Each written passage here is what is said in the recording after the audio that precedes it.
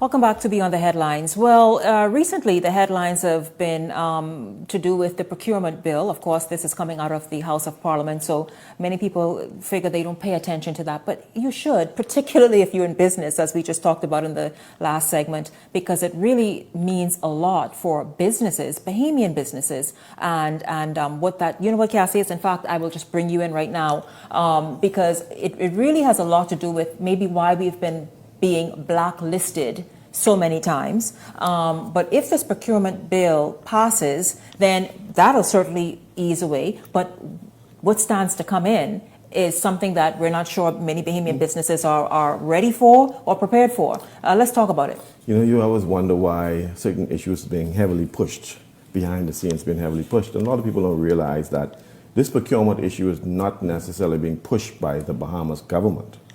It is being pushed heavily by the U.S. government. And so, The U.S. government has an interest in the procurement bill? 2014, Nassau Guardian, the U.S. government has issues with the procurement process. 2015, Nassau Guardian, the U.S. government is concerned about the procurement process. Last month, 2022, and the Guardian, the U.S. government is very concerned about the equitable, fair process of procurement in government.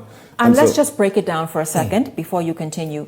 The procurement bill really means that so that companies anywhere, especially I guess in the U.S., can now bid against you or anybody else who has a business here in the country for a government contract.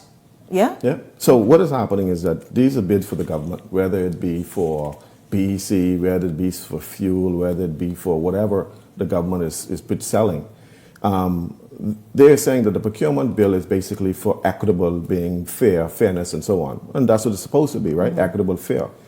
But we all know that, the FNM and the PLP don't know how to spell fair when it comes to bidding process. Cassius, don't just go throw that out there. So, don't make those assumptions. Let me say it again then. Let me rephrase it then. We all know that the corruption in the Commonwealth of the Bahamas when it comes to fairness in terms of contracting, alleged.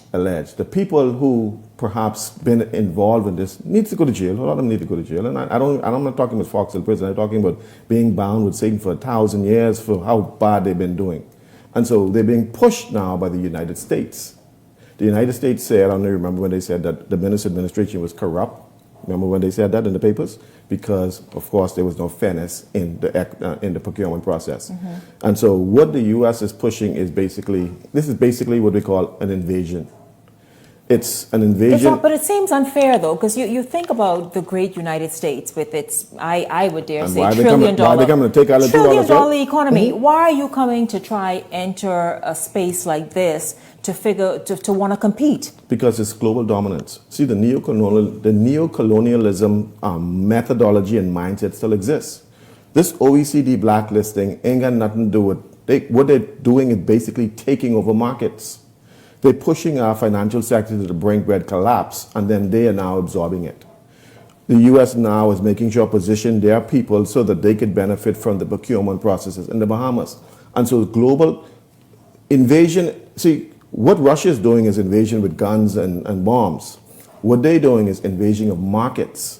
So they don't come no more with guns and bombs. They come forcing their position. We want our companies here. We want our companies there. We want to dominate the market share. See, it's too difficult to deal with the people and their attitudes and all that. But if I could control your market, then I still own you. And so what you see these neocolonialism practices are doing now is they're coming back to us, not to take our land, but to take our markets. And so when you look at what they're doing with their forcing, so this whole procurement bill, while it sounds good, but it's basically saying, open up the door so we can come in and we want fairness because if you can give it to him, we want you to give it to us. Mm-hmm. And while we are a small country and everybody else is trying to position for market share, we are at a disadvantage when it comes to American businesses because we, one, lack the capital, two, lack the expertise, and lack the resources that they have.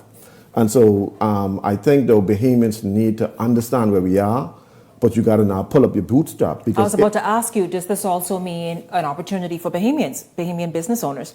Can they then go out into any U.S. state, any market there, and also compete? See, and this is the position I was pushing for the last several years. We have ambassadors all over the world. And all they do is sip tea, drink wine, and talk trash all day. I have never Go seen, and lobby for these things I we're have talking never about. seen an ambassador put an ad in the paper saying that, listen, there's a trade show in Belgium. I know we spent $500,000 in Belgium and we don't gain nothing back from it on furniture, right? Atlanta, China. We have to open up the trade show so the Bahamian businesses can get involved. In Africa, why are we appointing these ambassadors? We're spending hundreds of millions of dollars on ambassadors when there is no return on investment. return on investment. And so we have to be sensible. I don't blame the American embassy, That's what their job is for. Their job in our jurisdiction is to make sure that they can maximize whatever benefit for their people. So we put our people in Washington, and all we do is, we're going to go see the president, shake your hand. I don't want to shake your hand, buddy. I want to know how I can get access to your markets. So we need to be better negotiators. We got to be more sensible. First of all, we got to be sensible. We ain't negotiators. We ain't got no sense. Because you don't go position yourselves to be an ambassador just to look good, to walk around, have tea and walk around and shake hands.